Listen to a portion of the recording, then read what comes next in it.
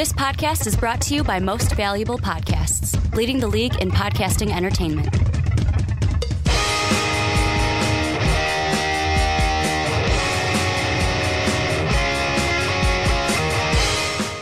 What's up, everybody? Ricky Widmer here, along with Widmer and Mark Weber. Widmer, indeed. And it's great to have you back because Sean pointed something out last week. He said, now I want to ask you, because you are the originator of Widmer. Yeah. So, you have two E's in your name. Yep. He has two E's in his name. Can he also dub them E's? Well, see, the thing about the dub them E's is it has nothing to do with my last name. It has everything to do with your Twitter account. It's for the Twitter account. Not the Mark Weber. The Mark Weber. The Mark Weber's in Milwaukee. Is in Milwaukee. Some guy with a car. He's up there somewhere. Yeah. You're the Mark Weber with two E's. Exactly. You gotta very dub them. specific. You dub them E's not because of the name, because sure, if anything, it would be one them B, because there's only one B in my name. Instead of two B's, like most people spell Weber. Exactly. It happens all the time when people are like, do people two say B's? Weber? Do people say Weber a lot to you? Sometimes, yeah. Because there's only one B? Pizza Hut used to do that to me back in the day where I was Weber. Mark Weber.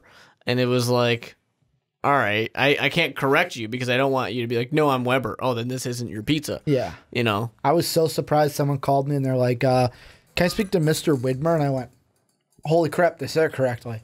Like, Yeah, hold right. the phone. They said it correctly. But you know what the thing is with the B's? You know, back in the day in Germany, Yeah. if you were a 2B Weber, you're a lesser Weber than a 1B Weber. Is that really what it was? That's a fact.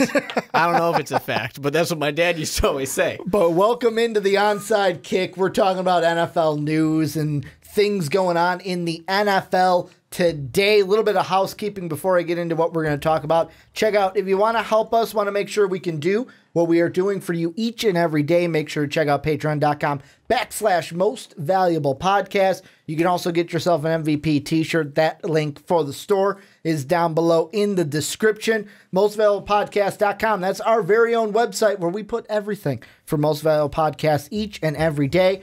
And last but not least, if you're on Apple Podcasts, you have an iTunes account, go give the Onside Kick a 5-star rating. It would really mean the world to us. And Mark, we got a jam-packed show, and I really mean that this time because the Patriots and Rams, we had 3 topics picked out. We were all good, full draft podcast. And the Patriots and Rams just said, hey, guys, here's a gift. Here's another draft topic for you guys as we start draft month here on the Onside Kick. So we're going to be talking Patriots, going to be talking Rams trade with the 23rd overall pick and Brandin Cooks. Going to be re-diving into a discussion later on that we had about the Cleveland Browns. But before that, because we out-of-ordered them a little bit, before that, we're going to look at Josh Rosen and his best fits, comments that Jim Mora made about Josh Rosen, then revisit the Browns and their first overall pick, and then end the podcast asking a question about Saquon Barkley of, could he fall out of the top 5 when we get to the draft April 26th. But Mark, I will ask you this. Yep. Brandin Cooks, he is now no longer in New England. He is over in Los Angeles. Patriots now get the 23rd overall pick. I'll let you decide. Which one do you want to hit first? How this affects the Rams or how this affects the Patriots in their draft? I want to talk about the Rams first because the Rams are making the splash. Okay. In my eyes. You know, They're going all in. They are a team that says we saw what the Seahawks did. We saw what the Eagles did. We want in. We got a young quarterback who is on a rookie deal. It's nice and cheap. We have essentially given him the keys to the castle with all these weapons offensively. Let's go a little bit further on the defense because we had some good older pieces, but we've gotten some young ones as well. Ndamukong Suh now, Talib, Marcus Peters is now on that They squad. are a team that's saying the best time to strike at a Super Bowl, and this is this kind of new, I don't want to call it new, but this is like everyone is buying into this mentality that the best time to get your Super Bowl is when you got a young rookie quarterback. And you can spend the money everywhere else before you have to pay that rookie a lot of money. I mean, look how much Jimmy Garoppolo got paid. He wasn't necessarily a rookie, but this was his first real deal. Look at any time one of these guys, I mean, even Ryan Tannehill got a huge deal. And that's silly to a lot of people when you think about it. Kirk Cousins, not a rookie deal necessarily, but he's got a full guaranteed contract. You know you're going to have to pay up if this guy is good. Yeah. So take advantage of it now, and you can worry about, having a Peyton Manning-like situation of nothing because you're not putting anything around him later. And when it comes to the Rams, I know that in our fast break text group that we have between Sean, Dave, and myself, Dave made the comment of like, holy crap, the Patriots traded Brandin Cooks to the Rams. And I sent the text of like, all right, the Rams are now a real threat in the NFC. And Sean went off like, oh, how can you say they're not a real threat? Let's be completely honest. I didn't see them as a threat last year. The team I wanted to play out of all the other teams was the Rams. The team I said I didn't want to play were the Eagles. That proved to be true because the Eagles kind of stomped my Minnesota Vikings and we lost that game. With Nick Foles. With the Nick Foles, not even with a Carson Wentz. But this to me is a direct, like, we've already been kind of seeing it. Like, the NFC, there is an arms race in the Without NFC. A doubt. Because all of last year, like, even guys like Colin Cowherd would say, the NFC is the more tougher conference. It's tougher to get into the playoffs. It's a dogfight when you get into the playoffs. The AFC is, hey, there's the Patriots. Okay, cool. Thanks. You guys miss Peyton Manning? That's it. That's all it is. Yeah, the Jaguars. Saxonville did good. Lost the game. The Steelers couldn't even get through Saxonville to play the Patriots and prove that they should have won that game with the catch, no catch situation. And the NFC just got a lot tougher. Not only are the Eagles defending Super Bowl champions, I expect them to be just as good as they were last year. The Vikings go out, all fully guaranteed money to get their quarterback. They're all in on a Super Bowl push this year with their young defense that they have. You have the Rams with their young defense, not even, like you said, adding veterans on.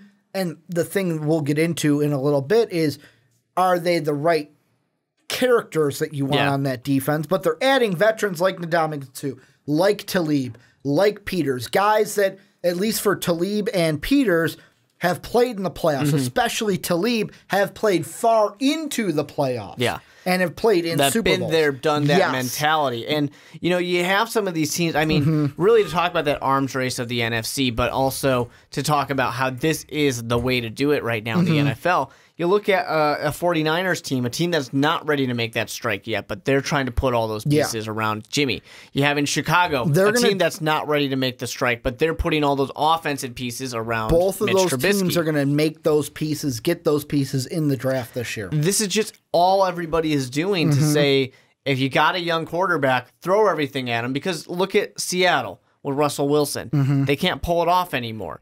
That's a situation where you start investing money. That's why this Legion of Boom has fallen apart. Guys like Richard Sherman go elsewhere because you can't afford to keep those pieces. That's part of a thing, too, where you just have this kind of weird mentality.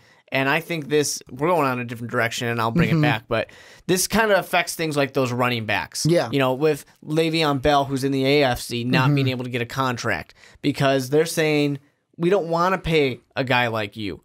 The idea is if we can get a bunch of cheap guys and then put the expensive guys around them. To bring it back, the Rams, Todd Gurley, who's on a rookie deal. Like, I was watching NFL Live today, and they were talking about who are the top 5 untouchables that are non-quarterbacks, and number 5 and number 4 on their list, Aaron Donald, who's a Ram, Todd Gurley, who's a Ram. Yep. And it's like, these are the guys that are on this team, and with the Rams, what I was going to say is, with the moves that they have made, I'm calling it right now. NFC Championship game, no disrespect to the defending Super Bowl champion Eagles, but my NFC Championship game right now, if you're asking me, April 3rd, 2018, it's Rams-Vikings. I don't know if that game's being played in L.A. I hope it's being played on my sake in Minnesota because I'm a Vikings fan and I just want to have home field advantage. But to me, that's the NFC Championship right now. Like that's what the Rams have done. They have gotten, in my mind, they are going to probably win the division, probably go to the NFC Championship game, and could be even in the Super Bowl next year. I mean, without a doubt, on paper, Yes, to what you're saying. The problem is going to be, though, And they got the right coach, too. they got seemingly a good coach. I mean, it's been 1 year. Yeah. Chip Kelly had a great first year. Chip Kelly is also a very different kind of coach. He is a very different kind of coach. Very controlling. He definitely is, but I'm just saying that getting enough hours of sleep. Mark Trestman. Oh, I am very tired. But Mark Trestman had a great first year with the Chicago Bears. I'll put it more in that context. Everyone has a sophomore slump. Exactly, and sometimes that ends a career. But anyways, what I want to get to is a lot of things look great on paper. And I teased you with it a little bit, and I don't 100% believe it, but I put it out there because it's fun. Of the Rams might not even make the damn playoffs. Yeah, they might. Remember the Dream Team Eagles? The Rams, the Vince Young Dream Team Eagles, baby. Vince Young should have never said it. And now the Rams have taken that mantle away from the Eagles. You can't make fun of the Eagles anymore for being the Dream Team. Yeah. It's all about the Rams now. If they Did someone say that? Did I miss that? No, they didn't say it. But all the moves they're making is just like, you cannot fail. If you had this team on Madden, you would go 19-0. The only person that you could lose to, and I'd be like, okay, is Tom Brady. Because I don't even know about at least that. you could say, well, Tom Brady knows how to beat the Rams in the Super Bowl, and you lost to the GOAT. Well, I mean, yeah, sure. But if they lost to the GOAT, I mean, that's Mitch Trubisky. Let's be honest here. I mean, it's not like the Rams had Kurt Warner on their team. You know what I'm saying? That's fair. But here's my thing with the grocery Rams. bagger to Super Bowl. Guys like Ndamukong Suh, guys like Marcus Peters, guys like Aqib Talib, these are people who have those character issues. And I saw I wish I could credit it, but I didn't save the comment, but it was something on Reddit that goes along the lines of someone saying, they said, I think it was Marcus Peters first. Marcus Peters. All right, we can handle his character issues. Aqib Talib. Oh, okay, I guess if they're both in the same area, we can control it. Ndamukong Suh.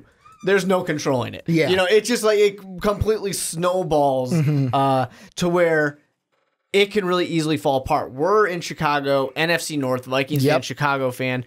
We've seen it time and time again with the Detroit Lions, a team on paper that should be in the playoffs every damn year. The Nick Fairley, Ndamukong Suh Lions? I mean, that should, on paper, without a doubt, been there all the time. Let's put it this way. But when you just have those guys who have those attitude problems, there's a potential that it could create an issue. Let's put it this way. When it comes to the Lions, and I know that when we talked about the NFC North with Christian, a lot of people were like, oh, Lions haters.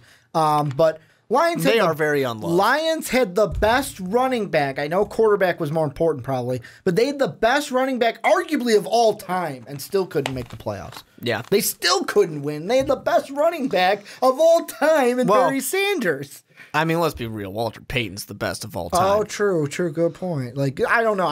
Maybe it's because we grew up watching Barry. I never actually seen Walter Payton, but that's a good debate for the future. Walter Payton one day could be in that argument. He's got his own nickname. He's Sweetness. Yeah. He's Sweetness. Brad and Kyle are sitting there in the Outcast studios going, hell yeah, Sweetness, baby. Let's move over to the Patriots side, though. Yeah. They get the 23rd overall pick. Yep. They're sitting there now, 23rd. I know that there's apparently the Patriots moved a 4th rounder, apparently. Like, this is where the article confused me on ESPN. Because they said that the Patriots moved a 4th rounder, but it's got to be a future pick because the Patriots don't have a 4th rounder this year. And the Rams moved a 6th rounder back to the Patriots, where the Rams have tons of 6th rounders. So there's those picks also, but the main meat and potatoes, Patriots now sit 23rd and 31st in the first round. If you are Bill Belichick, what is your game plan?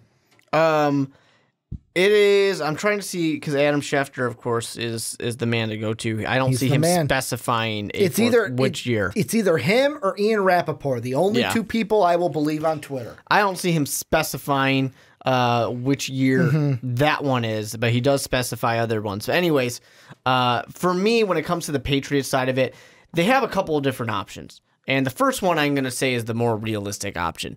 The first one is them just saying, we're going to have to pay this guy next year. We're not interested in paying people anything. So let's just go ahead and use our picks. Maybe they get an offensive tackle that they need. Maybe they get defensive backs that they could use.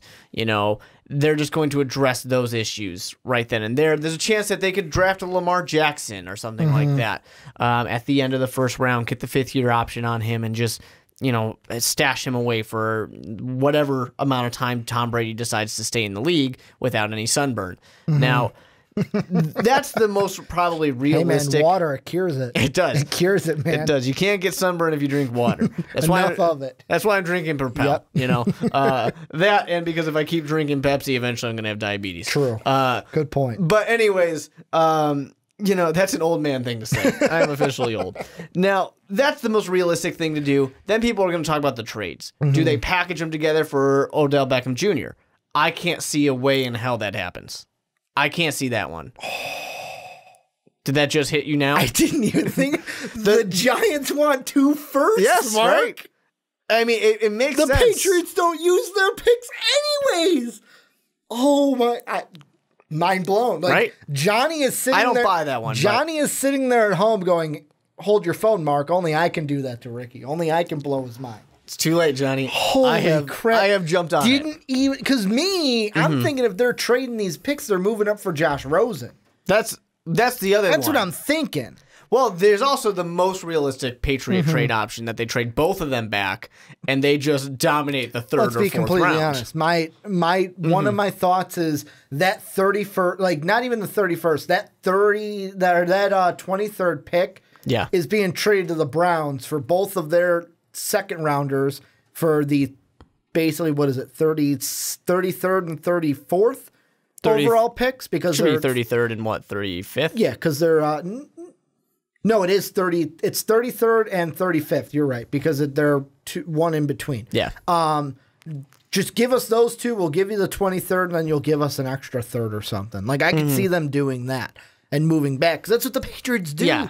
That's all they do. But what is the odds that, I know we're going to have our mock draft next week, but like I look at it, and so the needs right now on NFL.com that I'm looking at: defensive back, linebacker, quarterback, offensive line. So, okay, Nate Solder leaves. Offensive tackle. He's now in New York. You could go ahead, and the guy I originally had the Rams slotted with right now in my rough draft of it, they could get a Mike McGlinchey at that pick, or they can go ahead, take Lamar Jackson, or they can go and say, hey, I like Calvin Ridley. We're going to replace Brandin Cooks, who we got there, or they can take a Martinez Rankin or something like that, and then go with a Jair Alexander right there. Or if a Josh Jackson's around, hey, let's take him at 23rd. They can use these picks to get two of their needs and get some good picks where it's like, hey, we're going to replenish this defense and maybe give Tom Brady some protection. Well, I think that I hope that they saw through the Super Bowl that they need defensive help. They do. Because Tom Brady did not lose that game. Nick Foles caught a pass for a touchdown. Yeah. Let that sink in yet again, Patriot fans. Let that sink in. That happened. And it's just one of those things where they have to have seen that a better defense would have helped them win that game. Yeah. Would have stopped that touchdown. I don't want to play the what-if game, but I do believe that a better defense, they probably would have won. Yeah. Because it was close. They could have made it happen. Tom Brady did everything he could to try to win that game. He always does. Except for catch that ball. Yeah. If only he had caught the ball. Yeah. Really, if Tom Brady had caught the ball, they probably would have won the Super Bowl some magic way. Anyways. Drive would have stayed alive, man. They're most likely going to just keep the picks where they are at. But you have to believe that with two first rounds, 2 second rounds already, and I think they have 2 third rounds, if I'm not mistaken. I'm pretty sure they have 2 picks in all the first 3 rounds. Now, let me double check. They have so much power to move up and grab anyone. They have the 2 in the first, they have 2 in the second, 1 in the third, none in the fourth, and then the 5th and the 7th. Okay. I thought they had 2 in the third as well, but they obviously don't. I think they traded one of those picks away. Probably. Well, potentially they don't have 1 in the fourth, so they could. Yeah. That could have been the one they just traded to the Rams. Well, the 1 in the fourth they gave to Miami. Oh, okay. Yeah, that one they gave to Miami, and then the 1 in the third, They don't have a third-round pick. Or they do. They do have that one third-round pick, which is there. So they have one in the third. They gave their fourth to Miami. I just imagine that they have whatever capability to move up. And people are going to clamor about Josh Rosen, and we're going to talk about it pretty soon. But there's also the reality, too, of Bill Belichick. He's been to some other pro days. The Patriots scouts have been to other pro days. They have seen some of these top 10 type of talents, and it doesn't have to be a top 10 player. It could be a top 15 player that they want. You know, people were talking about when the Patriots were at Nick Chubb's. You know, they were going to see Nick Chubb. They wanted to see how he was going to do. And they need a running back. Yeah. I mean, for sure. Kind of. Well, they always need something. Yeah. You know, that's one of those ones where we all know that Saquon Barkley is going in the first round. He's probably going to go top 5. We'll talk about that later. I said first round. I meant top 5. Yeah. Top 10. Which one of these other running backs are going to go in the first round? Because me and you, we typically don't have another running back. You have in the past. I haven't had any. It's like Brandon talked about today on our big board, and it's funny that these two segments will go up on the same day. This one I'm trying to get out first because it's more pressing news, but I'll spoil it for Brandon.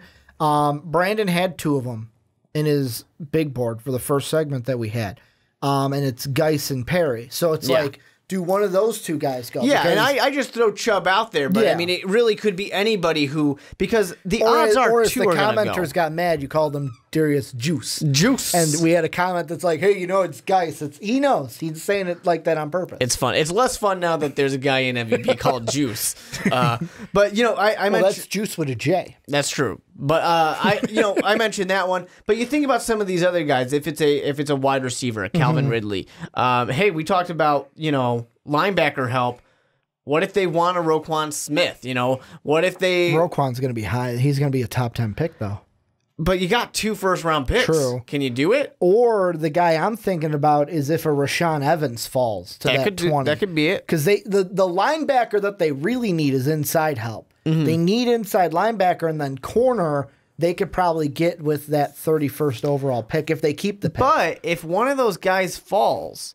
You know, we're going to talk about that type of stuff, you know, especially next week when we do our next mock draft. Or a Leighton Vander Esch, the guy you like out of Boise. I do like him a lot. You just like his name, let's be honest. It is a fun name to say, and he plays on Smurf turf. Yep. But, you know, you have a guy like Minkah Fitzpatrick who's now going to fall a little bit later than you thought. So when you start to think about, okay, well, what else is going to happen?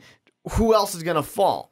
You know, I know they need tackle. They don't really need a guard, but with Quentin Nelson now falling a little bit. They need offensive line in general, let's be honest. You know, a Marcus Davenport, a Denzel Ward, some of these top guys that now are going to potentially get pushed out of the top 10. Do you package some of these to move up for one of these type of players? If the guy to watch to me is Minkah Fitzpatrick.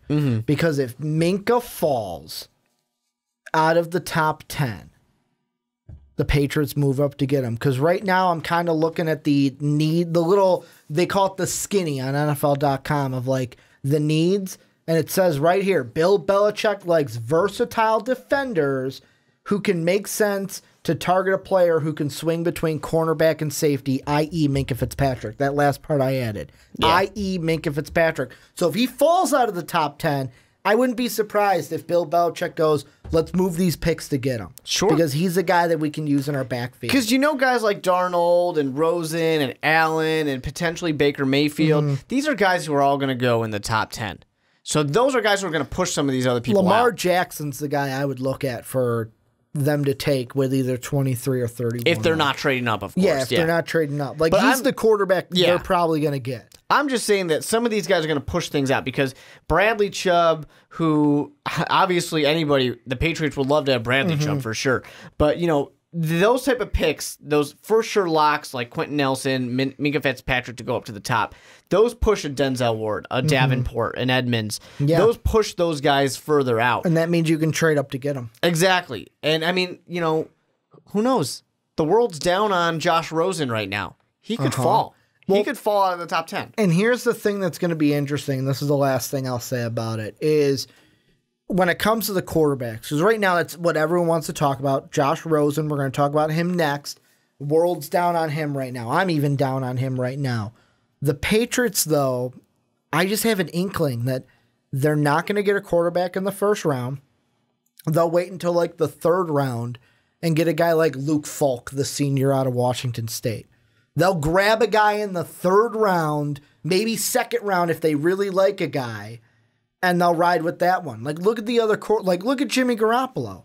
Wasn't a first round guy. I believe he was second round though. But the thing I just think of with that is that was easier when Tom Brady was younger. And he's old now. If Tom proves I can at least get you to a Super Bowl for 2 more years, I can draft a guy in the second and third. And Luke Falk is a guy where he doesn't have to, in my mind, doesn't have to sit that long. So even if it's sitting 1-2 years, you can get a guy like him in the third round and not have to reach on one. Although I would love if they got Lamar Jackson in the first. I would love it. But any final thought before we move on into Josh Rosen specifically? Really, for me, it's just that realistically, I don't know if I really buy the Patriots doing that much. Or at least trading up that high. Stay and make I the could picks. see them if there's somebody they want at like 15 or down, I could see them maybe packaging, one of those second round picks. Okay. Something like that with a first to move upwards. But I don't see them making as big of a splash. It's just not the Patriot way. Well, this is where you guys come in. Let us know what you think down below about what this means. What does this trade mean for the Patriots? What does it mean for the Rams? One thing we didn't talk about is what it means for Brandin Cooks. He gets to go to a really good team. Yeah, he'll be fine. He gets to go on a really good team. He goes from one to the other. But let us know what you guys think down below in the comment section.